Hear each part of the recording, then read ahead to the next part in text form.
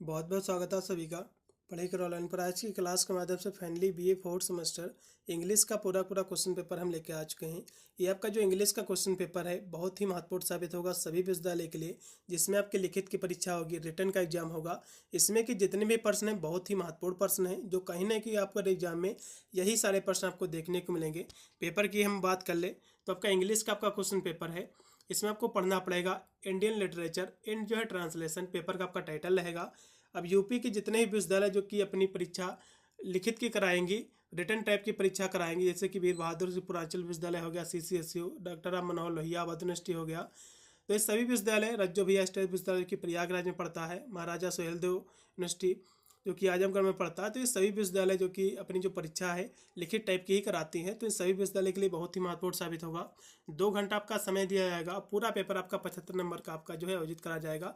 इसमें सबसे महत्वपूर्ण प्रश्न कौन कौन से हैं, जैसे कि ट्रांसलेशन।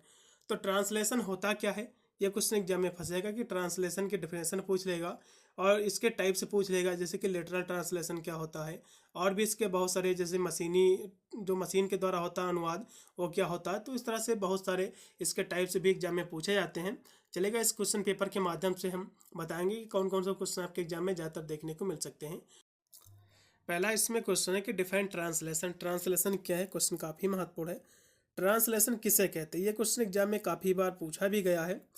तो ट्रांसलेशन जो होता है किसी भाषा में कोई कही गई बात या फिर लिखी गई बात को दूसरी भाषा में बदलना, उसको परिवर्तित करना दूसरी भाषा में, इसी को हम ट्रांसलेशन कहते हैं। इसी को जो है हम अनुवाद कहते हैं। इतनी आपको परिभाषा इसकी आपको लिख देना है, क्योंकि इंग्लिश का क्वेश्चन पेपर तो इसको इंग्लिश में आपको लिखना पड़ेगा।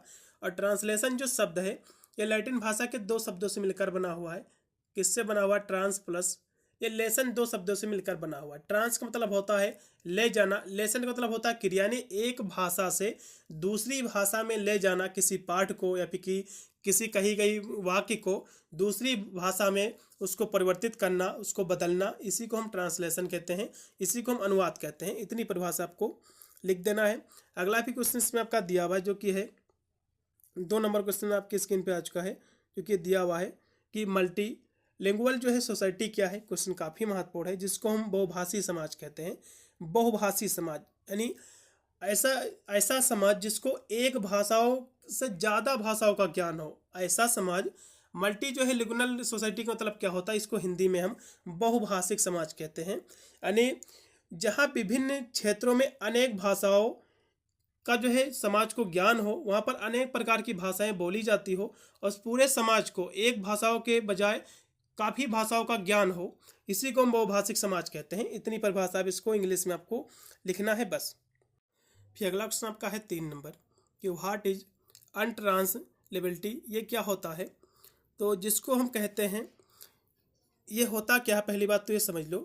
तो जब भी ट्रांसलेशन होता है, मान लो कोई बात पहले से किसी भाषा में कही गई है फिर लिखी गई है, तो उस भाषा को जो पहले से किसी भाषा में, जो मान लो कोई पाठ है फिर पुस्तक है, जो जिस भाषा में पहले उसका प्रकाशन हो गया है, तो उसको हम स्रोत भाषा कहते हैं, सोर्स लैंग्वेज कहते हैं। और जिसमें आपको उसको बदलना है, उसको हम जो है TL कहते हैं, टारगेट लैंग्वेज कहते हैं।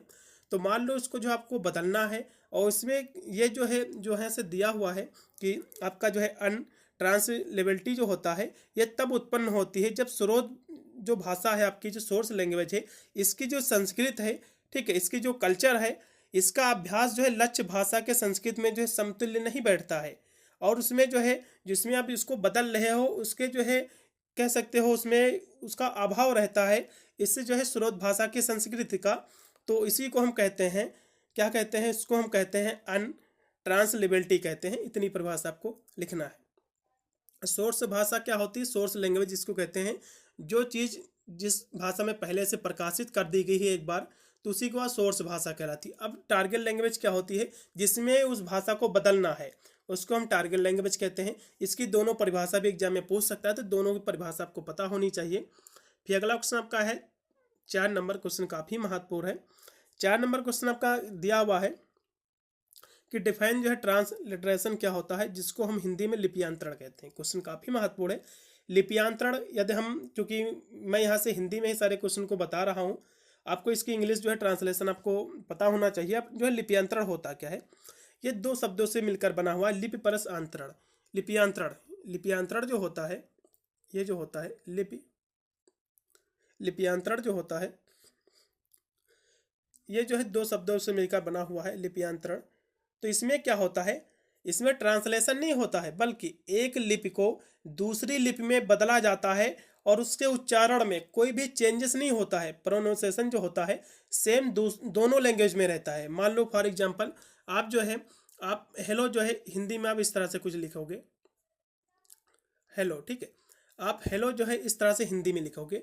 अब इसको जो है आप इंग्लिश में किस तरह से लिखोगे, तो इस तरह से हिंदी में लिखा था, इस तरह आप जो है इसको इंग्लिश में लिखोगे। तो इसमें कोई भी जो है कह सकते हो केवल लिपि का अंतर हुआ है। यह चीज़ यहाँ से हिंदी में लिखी हुई है, ये चीज़ यहाँ से इंग्लिश में लिखी हुई है, केवल यहाँ पे केवल लिपि का अंतर हुआ है। लेकिन इसमें कोई भी ना तो इसका प्रोनाउंसिएशन जो कर रहे हो, उसका जो उच्चारण कर रहे हो, दोनों में सेम ही है। इसको भी आप हेलो पढ़ोगे, इसको भी आप हेलो पढ़ोगे, तो इसमें केवल लिपि का अंतर हुआ है। इसी को हम लिप्यांतरण कहते हैं। इतनी परिभाषा आपको लिखना पड़ेगा कि शब्दों के उसके उच्चारण को बनाए रखते हुए अलग जो है वर्णमाला में लिखने की जो प्रक्रिया होती है, इसी को हम लिप्यांतरण कहते हैं। काफ़ी अच्छी ये भी क्वेश्चन है, ये सारे क्वेश्चन आपके एग्जाम में फंसेंगे। फिर अगला क्वेश्चन आपका है कि what is the machine translation, जिसको मशीनी अनुवाद कहते हैं हिंदी में। तो मशीनी अनुवाद क्या होता है, क्वेश्चन एग्जाम में फंसेगा। पिछले साल यदि कोई भी विश्वविद्यालय का पेपर उठा लो, इसमें जितने भी क्वेश्चन दिए हुए हैं सभी आपके रिपीटेड क्वेश्चन हैं, जो बिल्कुल आपके एग्जाम में देखने को मिलेंगे ही। तो मशीनी अनुवाद क्या है, जैसे कि शब्द से स्पष्ट हो जा रहा है कि मशीन के द्वारा जो अनुवाद किया जाता है सॉफ्टवेयर के सहायता से, जैसे कि आजकल तो मोबाइल फोन आ गया है, तो इसके माध्यम से जो ट्रांसलेशन किया जाता है इसी को हम मशीनी अनुवाद कहते हैं। चलेगा। फिर इसमें अगला क्वेश्चन है जो कि दिया हुआ आपकी स्क्रीन पे आ चुका है कि राइट एट जो है लिस्ट 3 टाइप्स ऑफ ट्रांसलेशन है। जो है ट्रांसलेशन के आप जो है इसके 3 आपको जो है टाइप्स आपको लिखना है। तो ट्रांसलेशन के 3 टाइप्स, जैसे कि मशीनी अनुवाद हो गया, ठीक है, और जो है लिटरल ट्रांसलेशन हो गया। इसको इस तरह के जो है इसके सारे क्या है, इसके टाइप्स हैं। और फाइनेंशियल ट्रांसलेशन, टेक्निकल ट्रांसलेशन, तो आप इस तरह से इसके जो है आप ट्रांसलेशन जो है लिख सकते हो। इसके जो टाइप्स यानी जिसके प्रकार आप आसानी से जो है लिख सकते हो। अब इसमें जो लिटरल ट्रांसलेशन होता है, थोड़ा सा इस पर हम जो है चर्चा की ले रहे हैं, तो ये क्वेश्चन एग्जाम में पिछले साल पूछा गया था। तो एक होता है लिटरल ट्रांसलेशन, थोड़ा सा इसको हम छोड़ करेंगे, फिर यहाँ से आपको बताएंगे। एक क्वेश्चन नोट कर लो, एक होता है लिटरल, एक होता है लिटरल ट्रांसलेशन। तो लिटरल ट्रांसलेशन जो होता है इस पर थोड़ा सा हम चर्चा करेंगे, क्योंकि क्वेश्चन एग्जाम में देखने को मिलेगा, ठीक है। लिटरल ट्रांसलेशन, अब ये ट्रांसलेशन क्या होता है, ये ट्रांसलेशन जो होता है ये आ रहा है यहाँ से दिया हुआ लिटरल। तो लिटरल ट्रांसलेशन जो होता है ये वर्ड टू वर्ड ट्रांसलेशन होता है। ये क्या होता है, वर्ड टू वर्ड जो ट्रांसलेशन होता है इसी को हम लिटरल ट्रांसलेशन कहते हैं।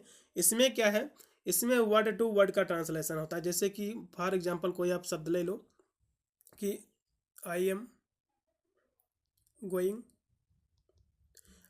To, I am going to जो है मार्केट कर लो, फिर जो है कहीं जो है लाइब्रेरी लिख लो, तो मार्केट में लिखे ले रहा हूँ मार्केट। तो अब इसका हिंदी में अनुवाद क्या होगा, तो हिंदी इसका जो शुद्ध होगी वो होगी कि मैं जो है बाजार जा रहा हूँ। लेकिन इसका जब लिटरल आप ट्रांसलेशन करोगे तो ऐसा कुछ भी नहीं होगा, यहाँ से वर्ड टू वर्ड ट्रांसलेशन होता है। जैसे कि आई एम हो जाएगा मैं, ठीक है, ये हो जाएगा मैं। गोइंग माने जो है जा रहा हूँ, जा रहा हूँ, जा रहा हूँ। कहाँ जा रहा हूँ भैया, बाजार, मैंने जो है मैं जा रहा हूँ बाजार। तो जब लिटरल ट्रांसलेशन करोगे वर्ड के नीचे वर्ड आएगा, तो इसी को हम क्या कहेंगे, इसको कहते हैं लिटरल ट्रांसलेशन कहते हैं। जबकि इसका शुद्ध जो इसका अनुवाद होना चाहिए हिंदी में, मैं बाजार जा रहा हूँ, लेकिन लिटरल में क्या होगा कि मैं जा रहा हूँ बाजार, ठीक है। वर्ड टू वर्ड ट्रांसलेशन जो होता है इसी को हम लिटरल ट्रांसलेशन कहते हैं। अब अगला क्वेश्चन इसमें देखिएगा जो कि दिया हुआ है, इसमें आपका है, हाँ ये आपका हो गया था 6 नंबर। फिर 7 नंबर क्वेश्चन आपकी स्क्रीन पे आ चुका है कि what do you understand about the term Indian जो है लिटरेचर। ये जो क्वेश्चन आपका दिया हुआ है जो कि है, हाँ ये जो क्वेश्चन आपका दिया हुआ है जो कि है आपका 7 नंबर कि इंडियन ट्रांसलेशन से जो है आप क्या समझते हैं। क्वेश्चन काफ़ी महत्वपूर्ण है। तो इंडियन ट्रांसलेशन, तो इंडियन ट्रांसलेशन से आप क्या समझते हैं, क्वेश्चन एग्जाम में देखने को मिलेगा। तो इसकी जो है डिफिनेशन आपको रट लेना है। अगला क्वेश्चन फिर आपके स्क्रीन पे आ चुका है कि who is the hero of the fiction the home and the word. ये जो आपके फिक्शन जो कि आपका यूनिट जो 3 है, आपके यूनिट 3 में जो है 2 आपके फिक्शन दिए हुए हैं। एक है the home and the word, जो कि ये लिखा गया है रविन्द्रनाथ टैगोर जी का जो है, ये जो है उपन्यास है, नोवेल है।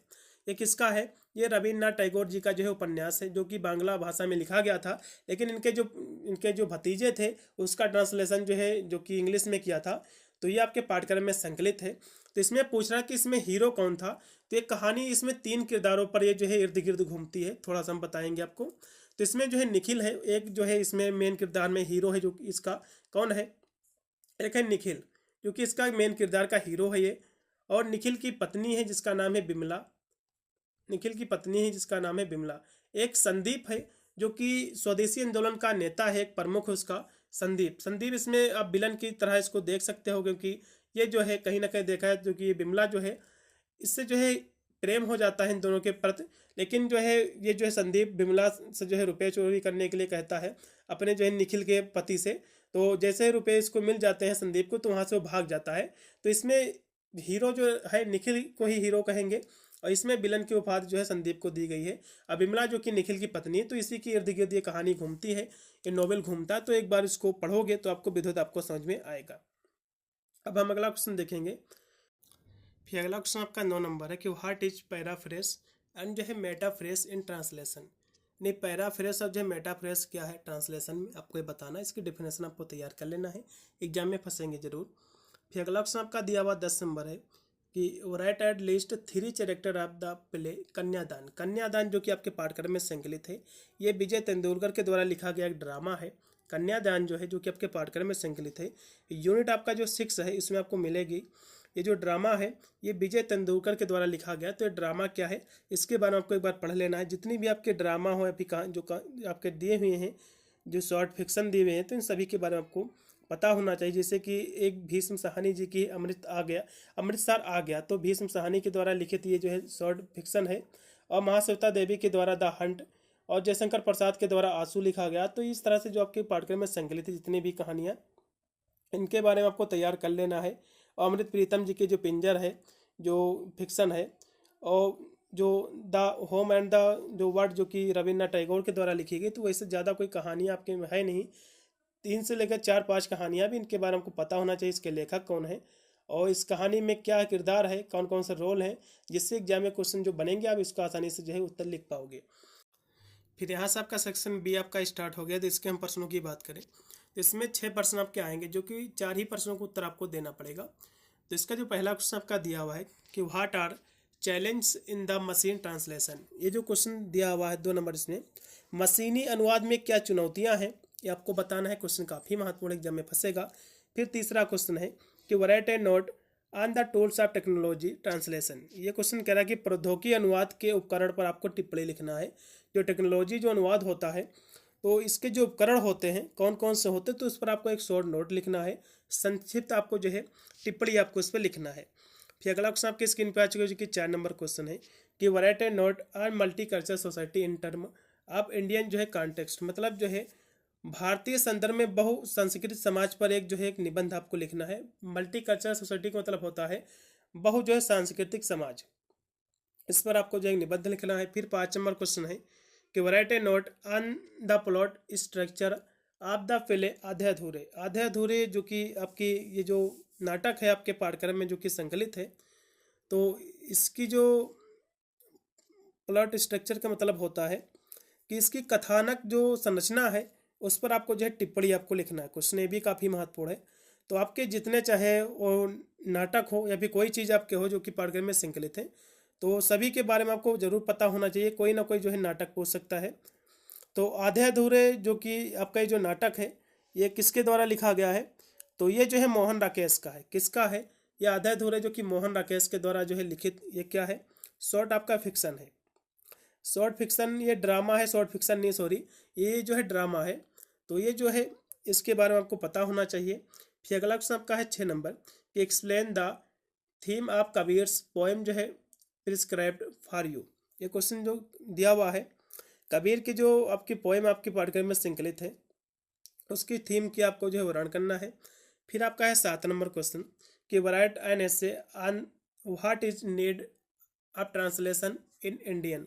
क्वेश्चन जो 7 नंबर आपका दिया हुआ है ये कह रहा है कि भारतीय भाषा में जो है इंडियन ट्रांसलेशन का मतलब होता है कि भारतीय भाषा में अनुवाद की क्या इसकी आवश्यकता है, क्या इसकी नीड है। आपको बताना है, उस पर एक आपको निबंध लिखना है। फिर अगला क्वेश्चन आपका 8 नंबर दिया हुआ है कि write a summary on the fiction the Sleighton. Sleighton जो कि आपके फिक्शन है, आपकी समरी है, इसकी आपको लिखना है। समरी क्या है? उपन्यास जो कि आपका कंकाल जो कि आपका पाठ्यक्रम में संकलित है, ठीक है, उस पर आपको जो है उसकी समरी आपको लिखना है। क्या लिखना है? उसकी जो है आपको समरी लिखना है। क्वेश्चन काफ़ी महत्वपूर्ण ये भी है, चलेगा। फिर अगला क्वेश्चन हम इसमें देखेंगे जो कि आपका दिया हुआ है यहाँ से सेक्शन सी। इसमें यदि हम बात करें तो सेक्शन सी में आपके जो है 4 प्रश्न आपके पूछे जाएंगे, जो कि 2 ही प्रश्न आपको करना पड़ेगा। काफ़ी अच्छी बात है, इसमें एक्स्ट्रा प्रश्न आपके दे रहते हैं। इसका पहला क्वेश्चन देखिएगा, आपका जो है क्रिटिकली जो है एनालाइज द स्टोरी अमृतसर आ गया। तो अमृतसर आ गया जो कि आपकी जो स्टोरी है ये किसके द्वारा लिखी गई है? तो ये जो है भीष्म साहनी के द्वारा लिखी गई। ये एक फिक्शन जो है, शॉर्ट फिक्शन है, अमृतसर आ गई, जो कि पार्टीशन पर कहानी आधारित है, भारत के विभाजन पर। तो इस कहानी के बारे में आपको पढ़ लेना है, ठीक है। क्वेश्चन काफ़ी महत्वपूर्ण, एग्जाम में फंसेगा जरूर। फिर अगला क्वेश्चन आपका 10 नंबर दिया कि discuss the art of character जो है चैरेक्टराइजेशन आप जो है Mahasweta Devi with reference to the hunt. तो जो कि हंट जो कि महाश्वेता देवी के द्वारा लिखी गई एक शॉर्ट फिक्शन है। तो इसकी जो कैरेक्टर है, इसकी जो विशेषताएं हैं, आपको उल्लेख करना उसका। अगला क्वेश्चन भी आपका है 11 नंबर के illustrate the theme of poem आंसू बाई जयशंकर प्रसाद। ये जो 11 नंबर क्वेश्चन की जयशंकर प्रसाद की जो कि कविता आपके पाठ्यक्रम में आंसू संकलित है, तो इस पर आपको प्रकाश डालना है, उसको जो है आपको लिखना है। फिर लास्ट में क्वेश्चन आपका है पूछा जाएगा, एक आपका पैसा दे देगा आपको, इसका आपको जो है ट्रांसलेशन करने को आपको बोलेगा। ये जो कि इंग्लिश में लिखा हुआ है, इसको हिंदी में ट्रांसलेशन करने को क्वेश्चन कोई भी स्ट्रेंजर दे सकता है, कोई भी पैसे दे सकता है, आपको जो है ट्रांसलेशन करने को जो है क्वेश्चन आपके पूछा जा सकता है। तो इन सभी को जो है इतने ही क्वेश्चन थे जो कि आपको रट के जाना है, और एक भी क्वेश्चन आपको छोड़ना नहीं, बहुत ही महत्वपूर्ण साबित होंगे इसमें कि जितने भी क्वेश्चन आपके दिए हुए हैं इन सभी प्रश्नों को रट लो। जितने भी आपके चाहे फिक्शन दिया है, फिर स्टोरी आपकी दी हुई है, फिर ड्रामा आपकी जो दी हुई है, तो इन सभी कहानियों के बारे में आपको पता होना चाहिए। एक बार पढ़ लो कहानियाँ, काफ़ी अच्छी कहानियाँ हैं, ज़्यादा कोई विशेष है नहीं। ड्रामा आपकी 2 दी हुई हैं जो कि मोहन राकेश के द्वारा आधे अधूरे, बहुत ही पॉपुलर है। और विजय तेंदुलकर जी का कन्यादान, जो कि इसमें से क्वेश्चन फंसते हैं। और शॉर्ट फिक्शन की बात करें तो भीष्म साहनी जी की अमृतसर आ गया, इससे भी एक क्वेश्चन बनेगा जरूर।